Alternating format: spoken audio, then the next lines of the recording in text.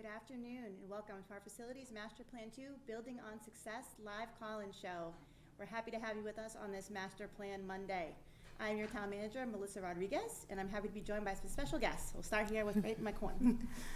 Good afternoon, everybody. I'm Laura Bates, the chair of the Select Board, and I'm so pleased to be here to be introducing Facilities Master Plan 2. It'll be impactful for generations to come, and it is really a testament to the hard work and dedication of everybody, the school committee and the Select Board and everybody coming together. So thank you for joining us. And up to our schools superintendent. Hello, I'm Dr. Greg Gilligan, Superintendent of Schools. I'm thrilled to be here tonight and just thrilled to go through all the information and get it out to the public. And I am Jim Mealy. Welcome. I am the Assistant Superintendent for Finance and Operations for the school department. And we have one joining us remotely.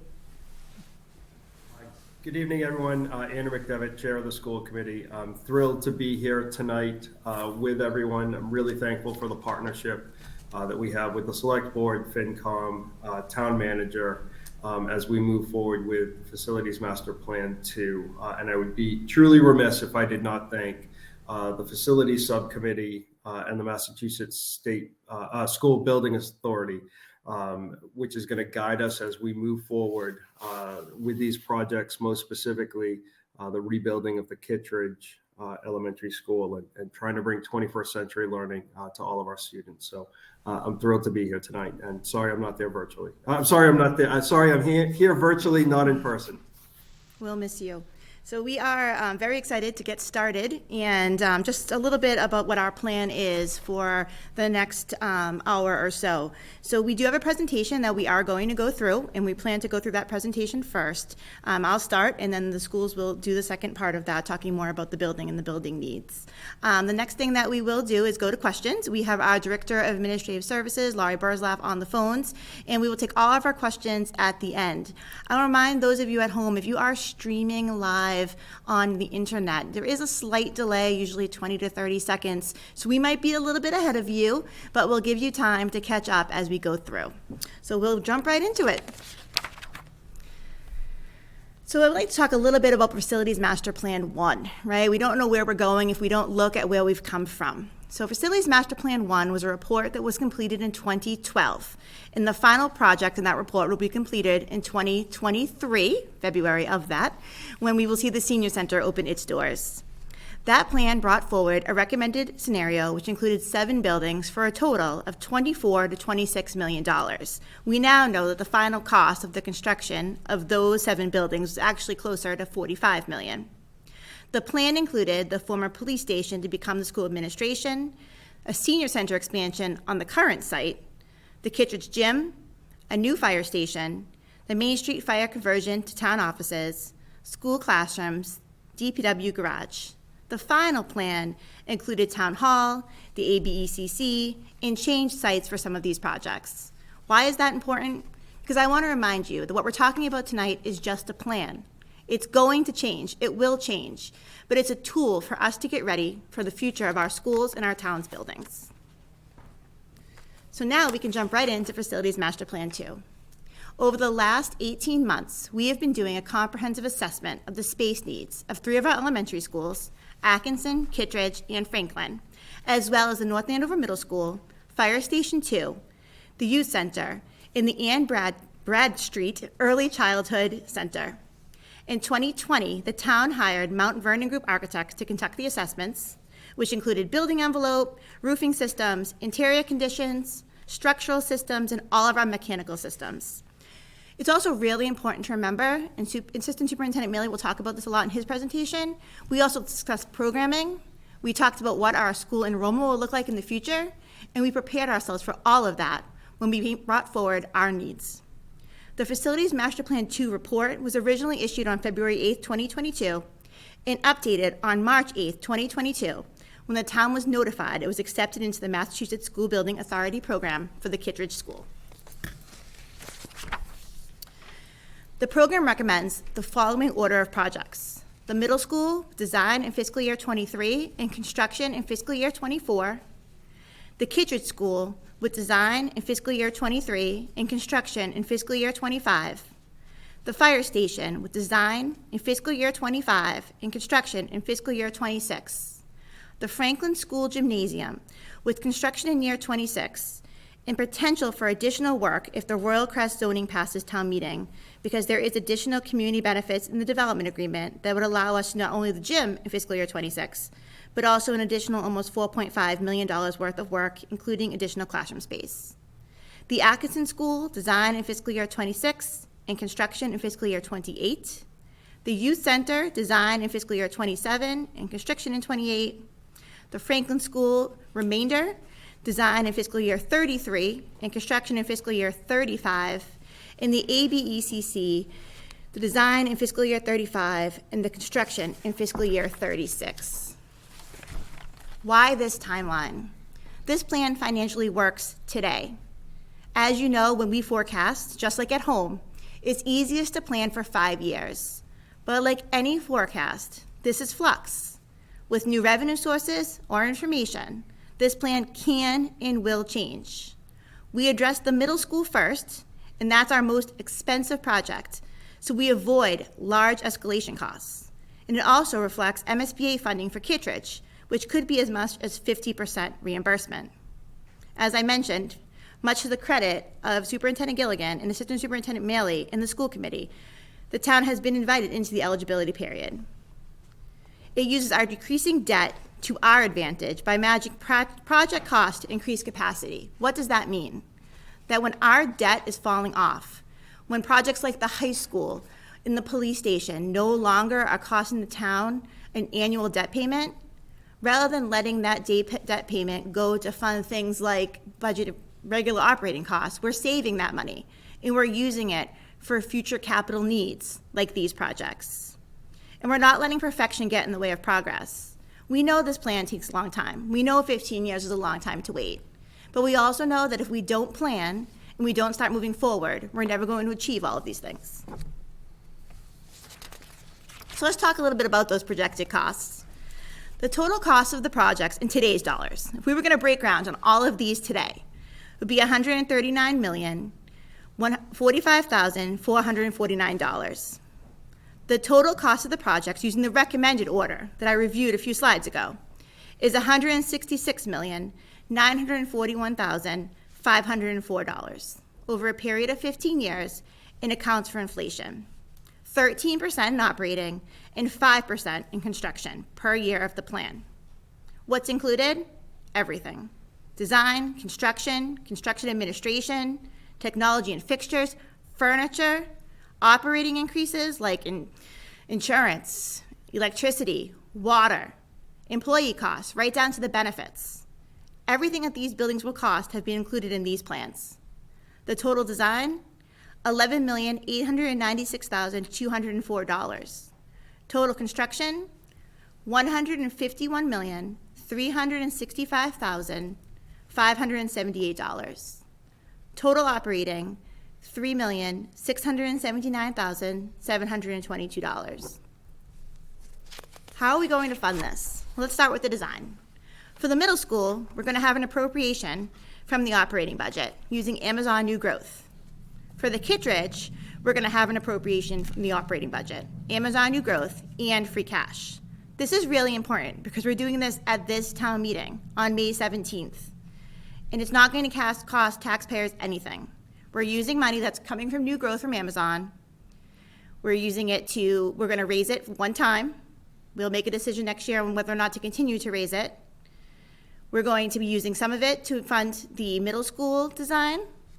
We're going to use some of it to fund just this Module 1 first step, $950,000 for the MSBA funding. And then we're going to be saving some. So we're taking the rest of what we know the Kittredge design is going to cost, and we're putting it into our capital stabilization account. By doing that, we're taking a year and we know we have this extra money, and we're storing it away so we can use it later. So we're not impacting you, the taxpayers, later when we don't have it as much. In future years, we're going to be using a combination of debt capacity, free cash, and the capital stabilization account. The potential for the Royal Crest Development Agreement to fund 2 of the designs of the projects, the fire and the youth center.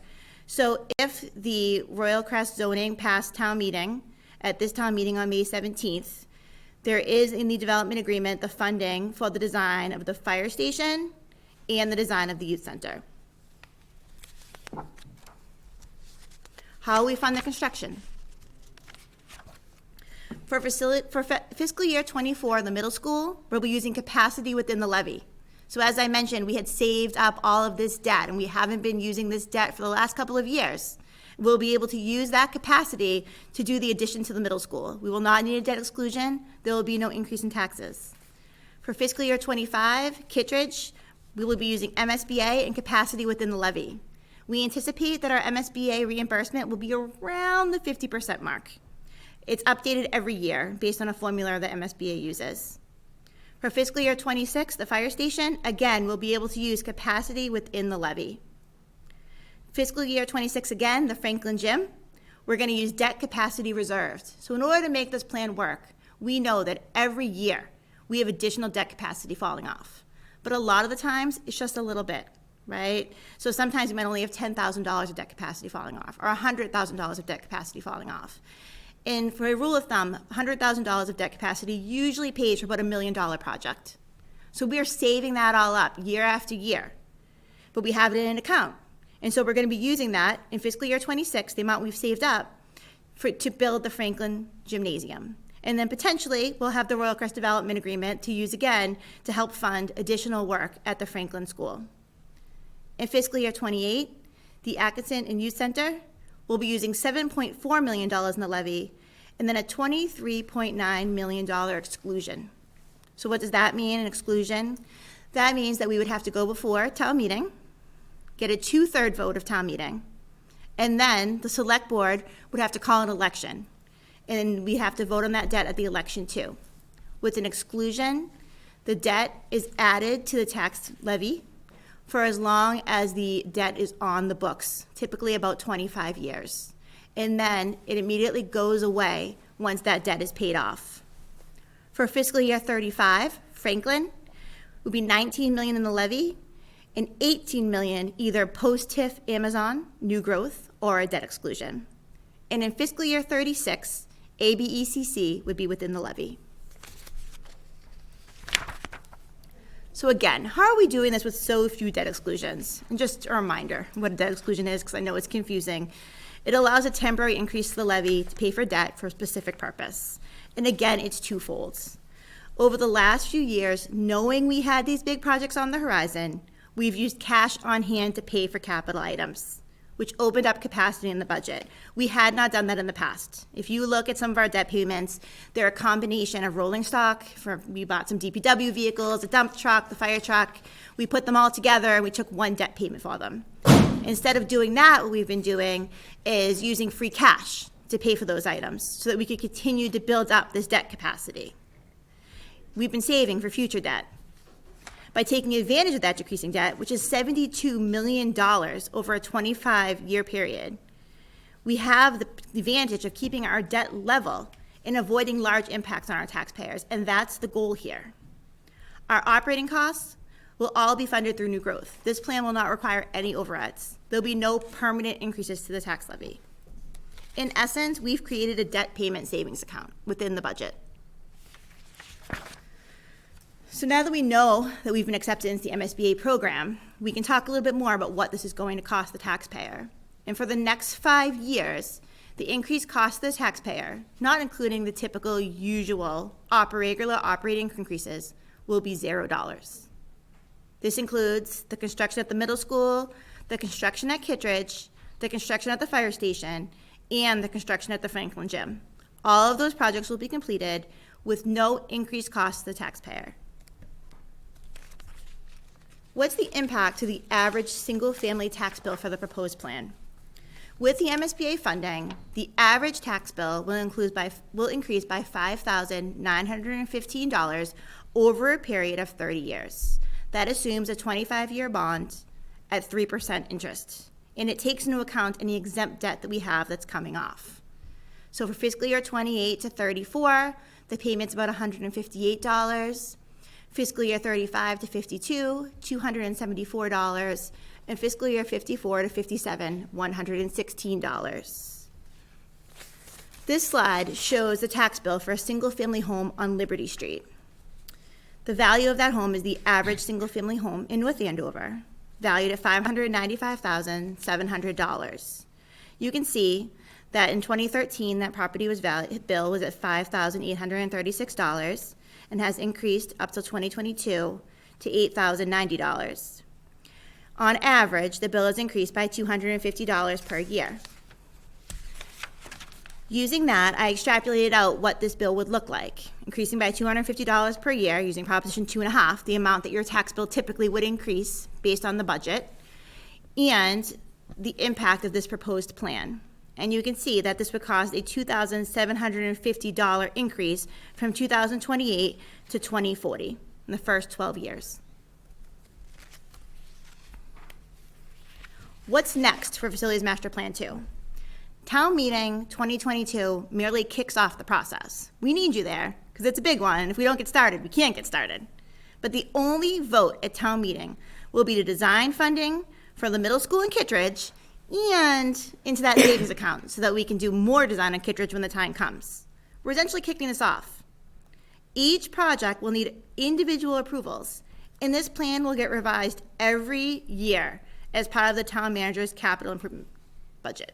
I can tell you, looking back, every single year, Facilities Master Plan 1 had some kind of appropriation in the capital improvement budget. Even last year, even this year, we're still getting the generator for the senior center. So you'll keep seeing this come up, you'll keep seeing changes, you'll keep seeing us planning, because that's what we're doing, planning for these buildings' future. And again, action taken at Town Meeting 2022 will not cause an increase of taxes in fiscal year 2023. Now I'm going to hand things over to my friends over at the schools. Great, thank you, Melissa, and thank you for that clarity around that. I know folks had questions about what's happening at town meeting and the steps in the process involved. So, Facilities Master Plan 2, what does it mean for the school projects? All right, so the focus and the school focus for Plan 2, we really have to take a look at the building conditions. We have to renovate our older schools, address code and ADA requirements, eliminate the portable classrooms. Educational delivery is critical. We need to ensure that we have equity and provide the needed support spaces for 21st century learning while we continue to try to impact class size. We've taken into account enrollment projections so that we can have these projects, building and renovations, so that we can build capacity for future growth, account for births, development, and grade transitions, and have a plan that moves forward in a way that meets the needs of our students as we continue to move forward with our long-term capital needs that match up with our long-term plans for operations.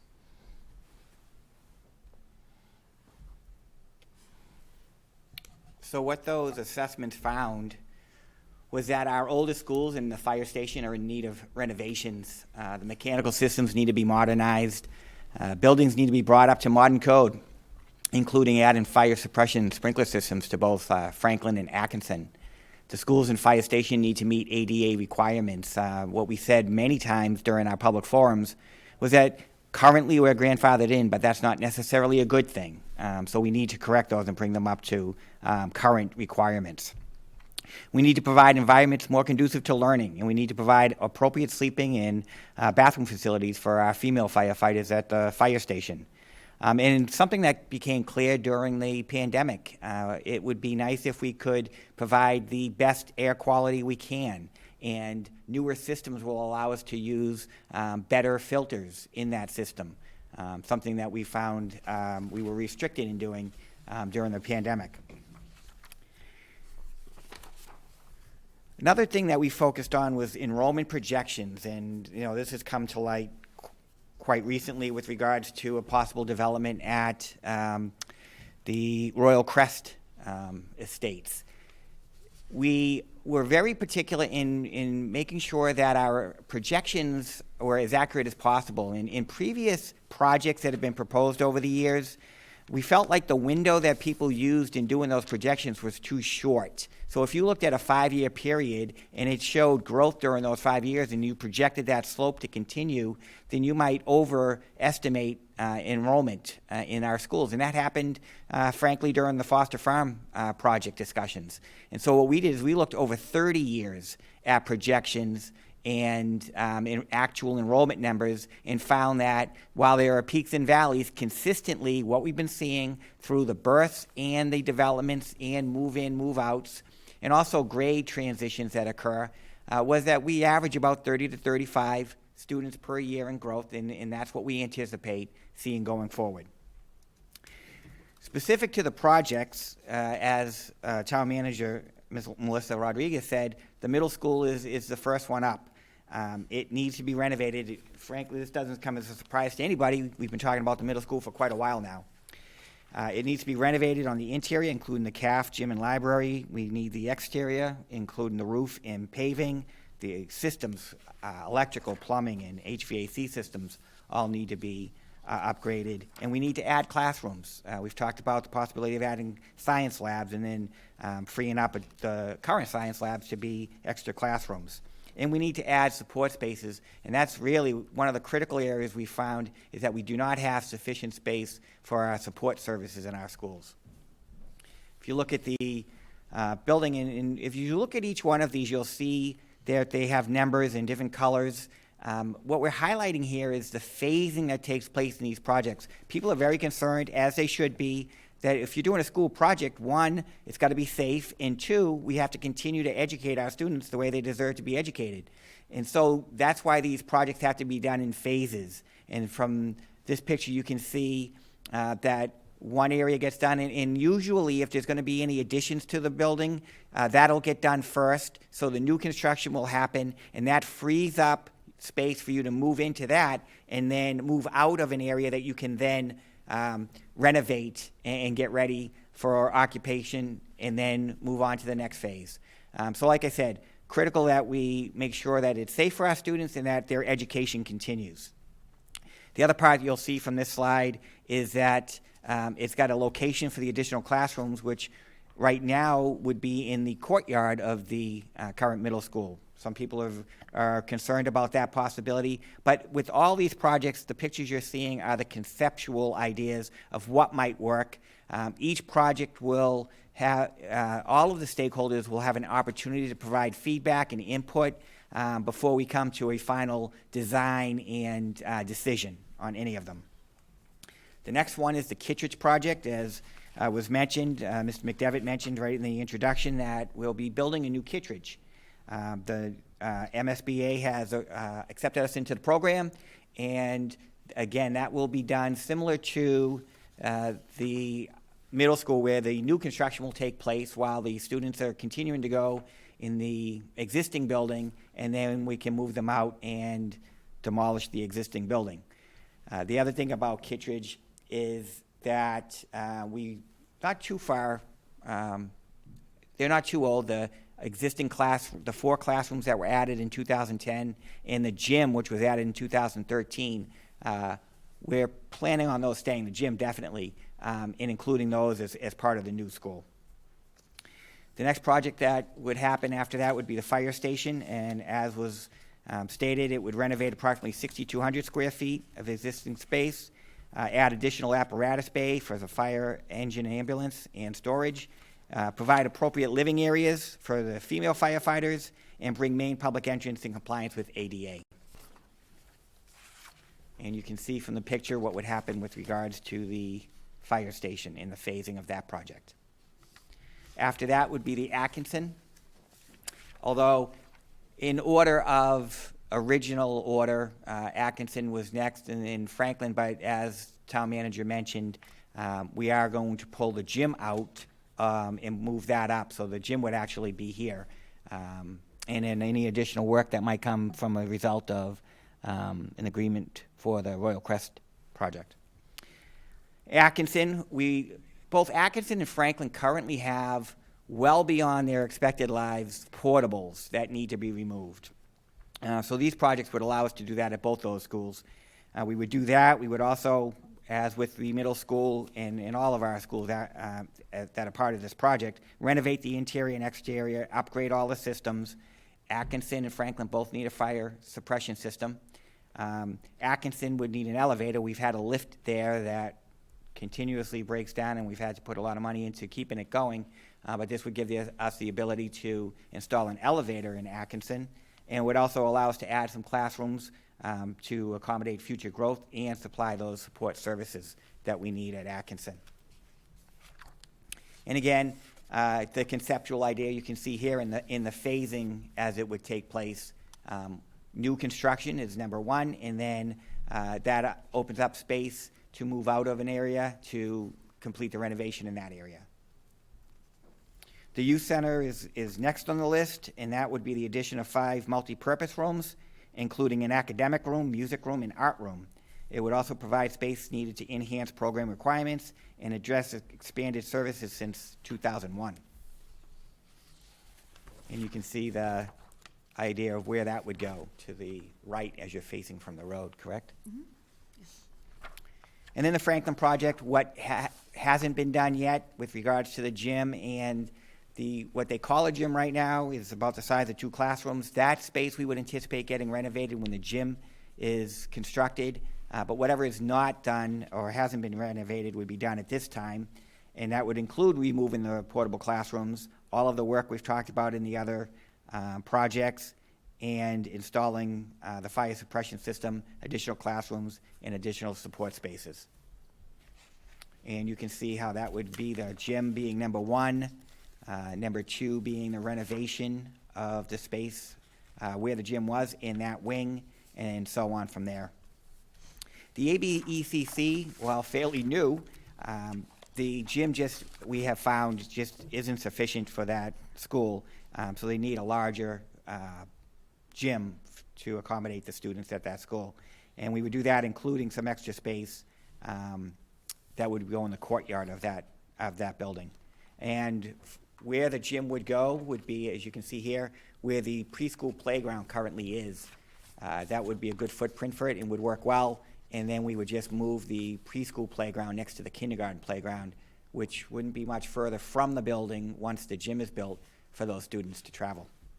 Do you want me to continue? Well, we have the last slide, the process and the timeline. So I'd be happy to go through that. So the process timeline, again, as Chair McDevitt mentioned early on, the school capacity subcommittee did an amazing job with all of their work in making recommendations to the school committee. And the school committee recommendations to the Facilities Master Plan 2 working group in September of 2021, they made that proposal after the school committee voted on it. The Facilities Master Plan 2 working group meetings to discuss cost estimation and timeline, September through December of 2021. The school projects public forums, I think we had 8 of them. Very grateful for the folks who turned out and asked some really terrific questions in October and December of 2021. The Facilities Master Plan 2 working group deliberations that took place in October of 2021 through March of 2022. And you can see that come to fruition tonight in the presentation. The public education and support initiatives, January through May of 2022. The messaging on CAM, public forums, on our websites, the funding plan. And again, as the town manager mentioned earlier, this goes to town meeting for approval on May 17th, 2022. And that would be for approval of the design of the middle school and the Kittredge projects. Town meeting approval in May of 2023 would then be the construction of the middle school, and subsequent town meetings, May of each year, construction of current project and design of the next, depending on funding. And as the town manager mentioned, that is a process that takes place each year. And simply put, for the schools moving forward this year, it would be getting folks out to vote on the design of the middle school and the Kittredge. So I think that goes to the last slide, and we have an opportunity for questions. Thank you, Superintendent Gilligan. So while we wait to see if anyone calls in, and we'll encourage you to, we did have 2 questions that were emailed by Stan Limbert on Stonecleve Road. And Stan had 2 questions, and I'm going to read them and then do my best to answer them. I did think Stan might be sitting here in the audience tonight. He would have been our only audience member. We did miss you, Stan. I think he came to all of the forums, right? So we did miss having him here tonight. If the zoning bylaws for the Royal Crest renovation passed at annual town meeting and the development agreement with the property owners was executed, what might be the impact on Facilities Master Plan 2? Could it compress the timeline? So I thought about this a little bit today. It could compress the timeline. The current plan in all of our forecasting plans that we do is created using new growth numbers based on what's currently permitted. So, you all hear me talk about this when I'm doing my financial forecast. Why aren't you including this? Why aren't you including that? I can only include what we have on hand, what we know about. The Royal Crest project would be an 8 to 10 year phased project. So the new growth in that project would come on more slowly to what we would see with one big project. But it is projected to have a net positive fiscal impact on the town of between $2.1 and $4.3 million. So the town could choose to use that money towards debt payments, which would allow us to move the project up. So if you think about it, when we talked about $100,000 being $1 million. So even if you took the low end of that $2 million, right, and do the math, that's a lot of debt payment, that's a lot of projects. Another option the town could have would be to choose not to compress the timeline and instead use the initial new growth to alleviate the cost on current taxpayers. So instead of doing the projects faster, choosing not to use debt exclusions, and using this new growth to take the debt within the levy would be another option. All great things to think about as we're moving forward and thinking about how we fund these in the future years. The second question that Mr. Limpert had was, if the Royal Crest redevelopment proceeds and the agreement with Merrimack College is executed, how might those funds be used by the town? How soon would the funding become available? And so when I read this question earlier, I was thinking that Stan was thinking about our payments for Fire Station 2 in the youth center, and now I'm realizing that I think he's thinking about the development agreement with Merrimack. And so the development agreement with Merrimack is for $1 million. There is a request that it be used over a 10-year period for $100,000 a year. There is a request that it be used for public safety or educational purposes. So I think that we would have to really think about what the needs were at that time. Certainly I think that there's a lot of educational needs that it could certainly go towards, but it's not something that I really have thought about yet and how we would use that. And I think having it available and having it as a fund to fund things that are unexpected, whether it's materials that are needed or technology that is needed, is always a positive thing. Remember, coming from the Amazon development agreement, we also have approximately $3 million for STEM and STEAM programming for the schools. So the development agreements are really a great way for us to supplement school programming in a way that we maybe perhaps always can't afford to budget for. So thank you for those questions, Stan. Melissa, can I just add? Absolutely. That first question, when people talk about compressing the schedule, I just want people to understand that if that's going to happen, it's going to happen for the projects at the end of our plan, because we already have an ambitious schedule in the beginning, and we have these are large projects, and we have to manage these projects well and make sure they get done well. And so, as I said, it's already ambitious. If we're going to compress that schedule, it's only going to be the ones at the end of this that might move up a little bit. I agree 100%. I mean, we're going to have school building committees that are going to be working hard, volunteers are going to be working hard, owners, project managers are going to be working with us.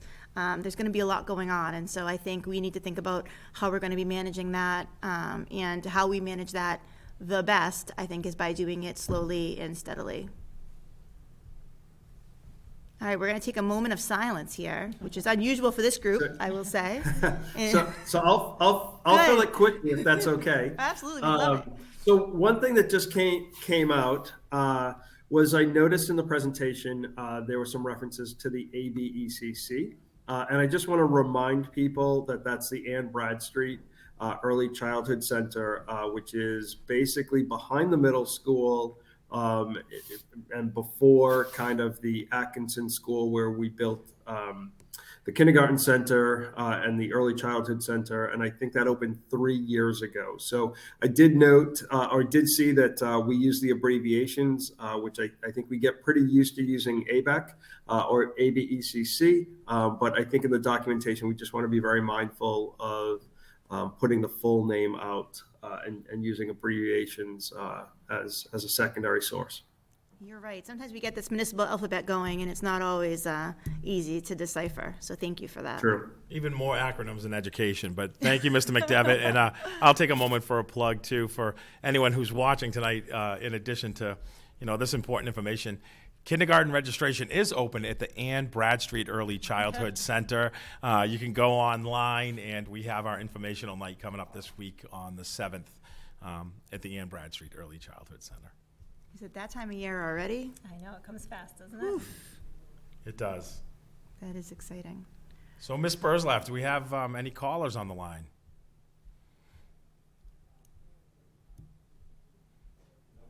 No callers. Any emails? We encourage you to call. We're here to answer any questions. If you don't have questions and you want to email us, I know some people feel shy about calling in.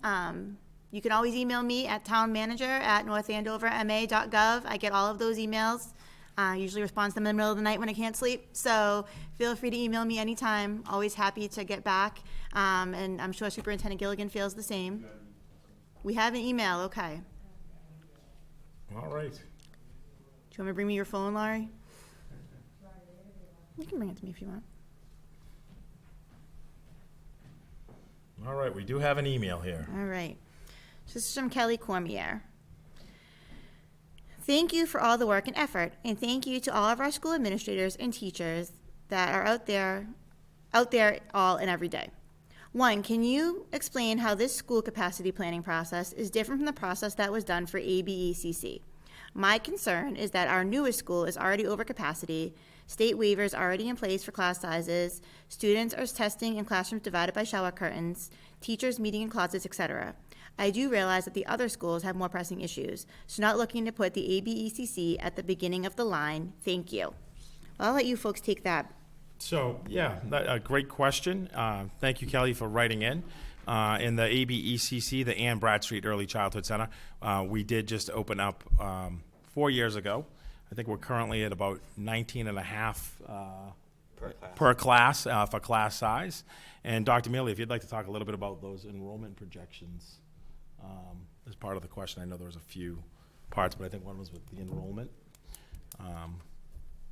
So how did this construction process and this planning process different from the planning process we went through last time? Oh. That's what I would start. How did this? Yeah, so how did we plan for the ABECC versus how we're planning for Facilities Master Plan 2? And I can't answer because I wasn't here, so I'm Yeah, learning. so the Bradstreet funding came as a result.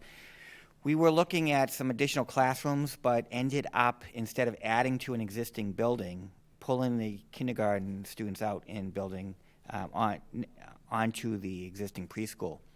The funding, the town manager utilized similar funding mechanism as what you're using for a lot of these projects, which was free cash and I don't know if it was debt falling off, but it was money that was available at the time.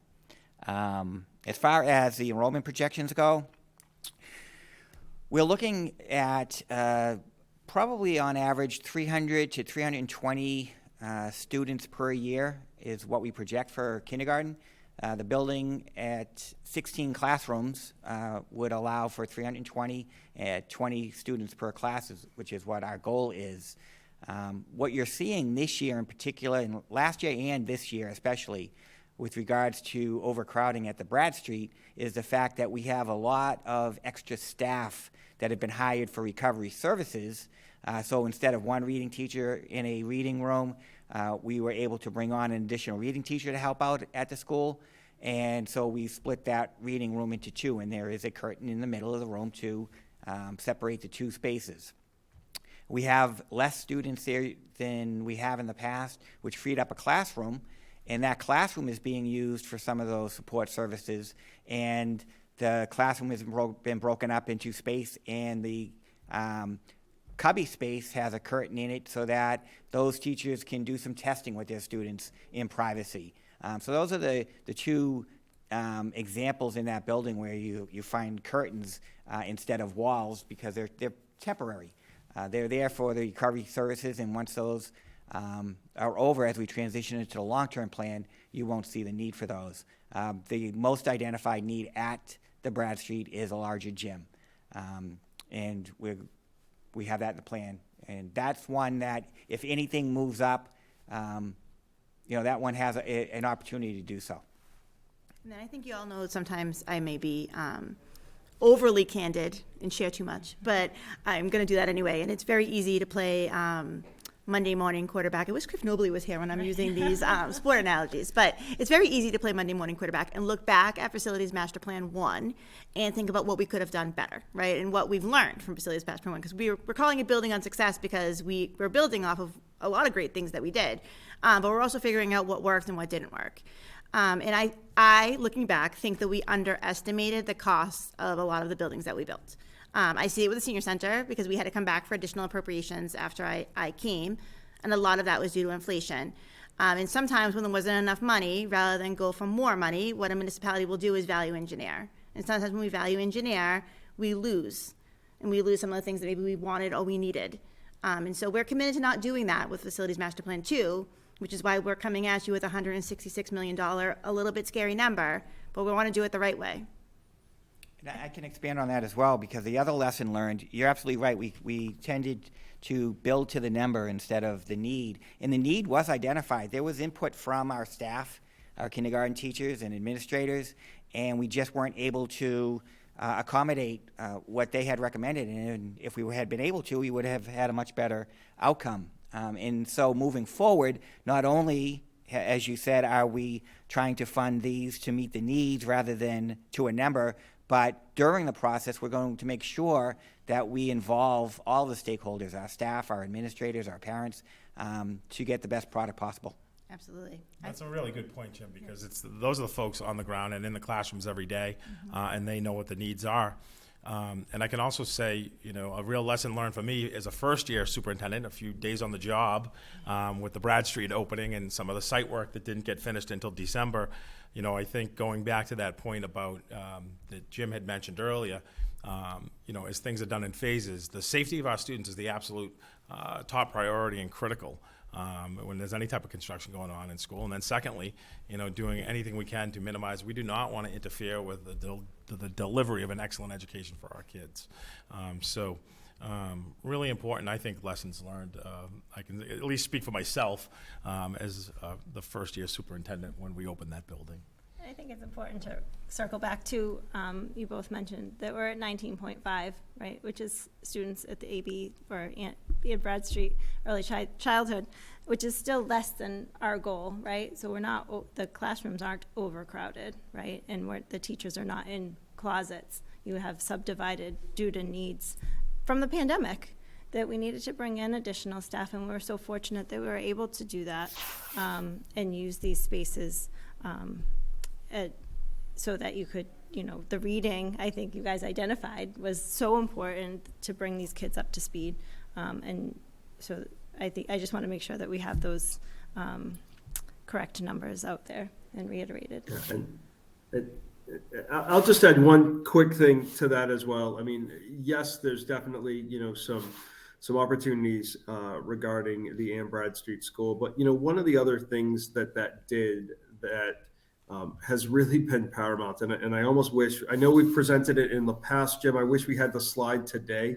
When we opened the Brad Street School, that directly impacted the number of classrooms that we had at all of our elementary schools, and the number of classes that then were at or below the school committee's recommended guidelines in terms of numbers per student, I think went from like 50 or 60, and Dr. Gilligan helped me, to I think 13% or 15%. So we dramatically made all of the other classrooms, and we didn't necessarily just make them smaller in one of the buildings. It was every single one of those buildings that freed up 2 to 4 additional classrooms for them. And, now as a result of kind of having all of those students there and the services that are there, that is something that we need to start to look to rectify. Yeah, Andrew, you're exactly right. I mean, it has been a goal that we've been working on of impacting class size, and we have been able to continue to chip away at it. I think we've been advocating for lower class size for many, many years. And in the last 4 years, we have had the ability to really chip away at those numbers and reduce class size. And at the same time, with the pandemic, when we've added just at elementary 6.5 interventionists in reading and math, and 3 counselors across the district, and a school psychologist in support positions like that, they need space as well. But also, those are the kind of positions that we were looking for in our long-term staffing plan to begin with. And, it's great that we've been able to lower the class size, but we also have to have the appropriate spaces that ensure equity and 21st century learning spaces as well. Excellent point. Thank you for bringing that up. All right, thank you, Kelly, for that question. We appreciate it and sparked some great conversation. And thanks for breaking it down, Town Hey, Manager. That was happy to. like a teaching move. I've got a good memory. Maybe next I'll go into teaching. What do you think? No? You did a good job at the reading day. Thank you. Laurie Burzlaff, any more questions or emails? She's hiding in the back, everybody. No more questions or emails. Last call, folks. Again, you can always email me at townmanager@northandover.ma.gov. And I'm sure Superintendent Gilligan will tell us his email. Go ahead, Superintendent Gilligan. At superintendent at northandoverpublicschools.com. Yeah, we're always happy. And more importantly, go to our website. If you go to our website, links to the Facilities Master Plan 2 on the town website. But if you go to the website for the schools, right on the front page, for the school capacity, the work of particularly the subgroups. I mean, if you want to spend hours reviewing a lot of terrific work, check it out there. But I can say I feel really fortunate that the schools in the town, the select board and the school committee, finance committee, the superintendent and town manager are working so closely together because this is how we're going to get things done. This is something that's going to transform this community for decades to come. And so for me, I've never been more excited in my entire life that we have the ability to have the renovations of the older schools and construction of a new school, ensuring the equity for our students and providing those needed support spaces are critical so we can continue to impact class size, but also build capacity for future growth here in the community. So I just really appreciate getting together tonight in this format. It's been a lot of fun. It's exciting. We have a lot happening. We're really proud to bring this to you, and I'm going to let our 2 chairs say their final goodbyes. I just want to thank everybody for joining us tonight. I think this is so important for our town and for our children. And like I said before, it's going to impact generations to come. So it's super exciting to be a part of it.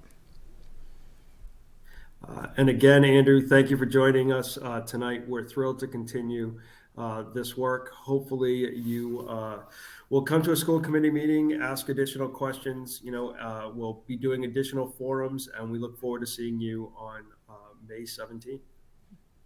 And again, we're wishing you a very happy Master Plan Monday. Good night. Good night. Good night.